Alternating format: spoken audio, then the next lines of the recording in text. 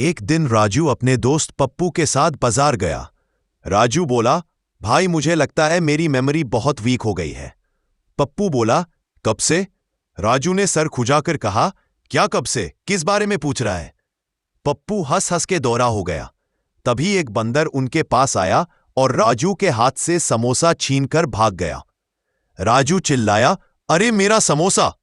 पप्पू बोला, चिंता मत कर, तू तो वैसे भी भूल जाएगा कि खरीदा था। दोनों सड़क पर ही पेट पकड़कर हंसने लगे।